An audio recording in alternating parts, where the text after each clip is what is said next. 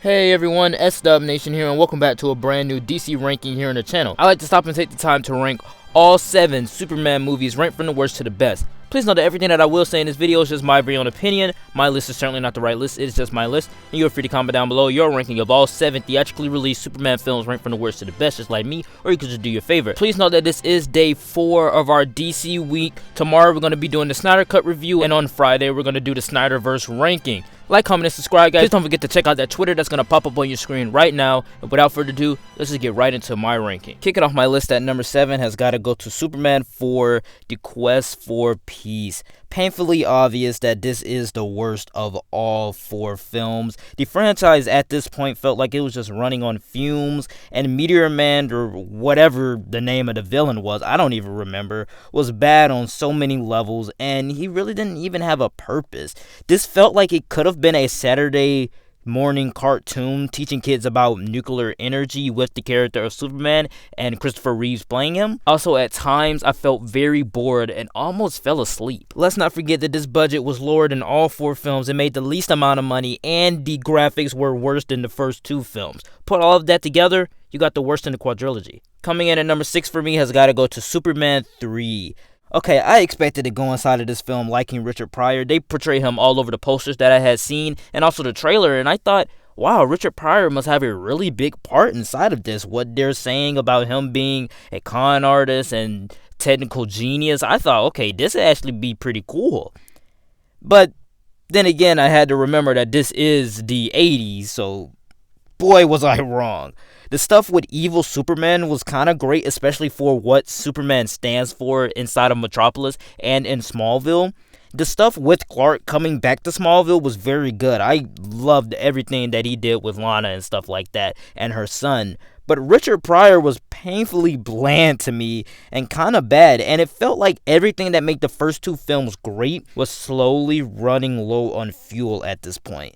And by the way, where was Lois? I know she was on vacation, but come on, they could have showed her in vacation doing some reporting skills. The whole franchise was built on the relationship between Superman and Lois. Kicking off my top 5 list has got to go to Batman vs. Superman Dawn of Justice. Now, just like the Batman ranking, I am counting the Ultimate Edition here. So to me, this works as a Batman movie.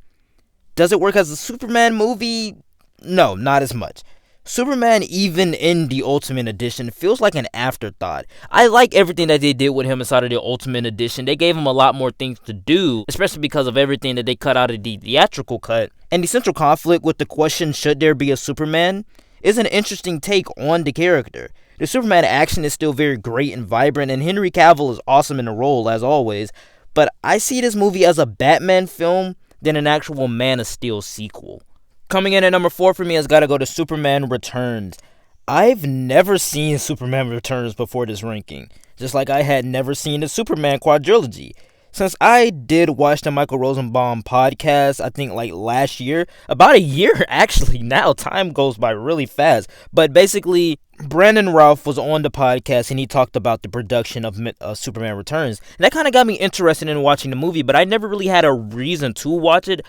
But then the ranking came up, and I was like, okay, then I'll just sit down and check it out.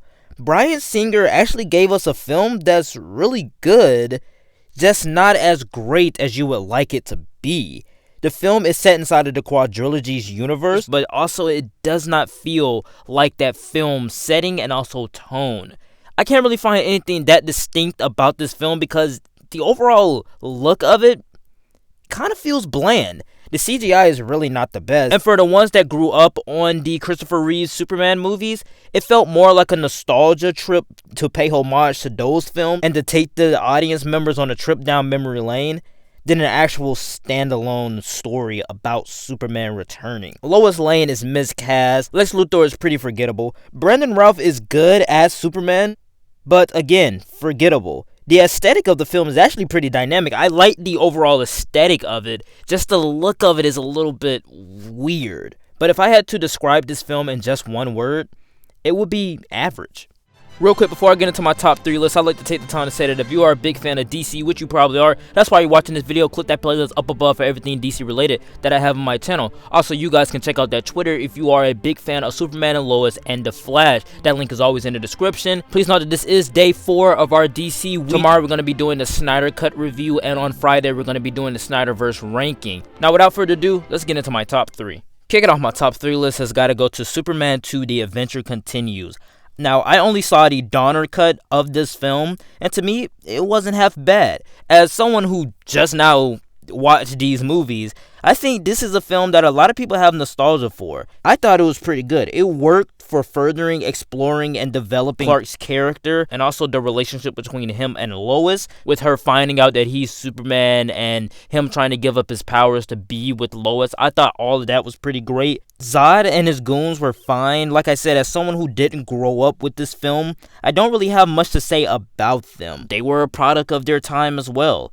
This movie also continues the story of the first film in a smooth way. But I know there were a lot of things inside of this one that wasn't inside of the theatrical cut, and I know a lot of things were inside of the theatrical cut that weren't inside of the Donner cut. The Donner cut is shorter than the theatrical cut, so I kind of want to see the theatrical cut a little bit more. My runner-up at number 2 has got to go to Superman 1978, the movie. This movie is the most comic accurate Superman to me. He's cheesy and all the way American, and the way that Christopher Reeve has this naive, cheesy, bubbly attitude about the way that he plays Superman while also playing Clark Kent, I thought all of that was very great. The first 40 minutes of this film on Smallville is some of the best stuff that I've seen inside of the Superman franchise, as it is like Batman Begins, the story of becoming, and it is showing Clark Kent's turn and him going to the Fortress of Solitude and him finding out about his heritage. I thought all of that was very great.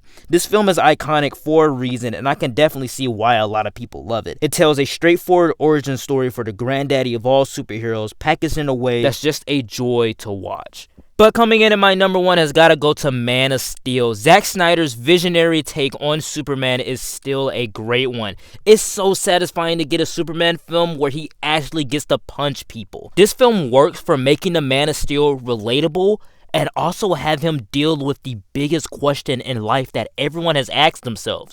Where do I fit in this world? What is my purpose? As a standalone film, it doesn't really need to set up a cinematic universe, and it could just focus on Clark's journey. I love the score. I think this is the best comic book film score of all time. It just feels so uplifting and fast, and it gets you hype. This film is pure Zack Snyder. This is what Zack Snyder wanted the character of Superman to be, and you can see that in the way he directed certain scenes, how well and visually amazing the shots are, especially about him learning about his heritage or fighting Zod or flying for the first time. All of that is great to me. And as the universe did have a rocky middle, the DCEU knew what this character was and had faith in the adaptation that they were going for. This is why Man of Steel has to come in at number 1. Alright guys, that was it for the ranking. Please note that everything that I did say in this video was just my very own opinion. My list was certainly not the right list, it was just my list. And you are free to comment down below your ranking of all 7 Superman movies, ranked from the worst to the best just like me, or you could just do your favorite. Please note that this is day 4 of our DC week. Tomorrow we're doing the Snyder Cut review, and on Friday we're doing the Snyderverse ranking. Like, comment, and subscribe guys. Please don't forget to check out that Twitter that's going to pop up on your screen right now, and I will see you all next time. Peace.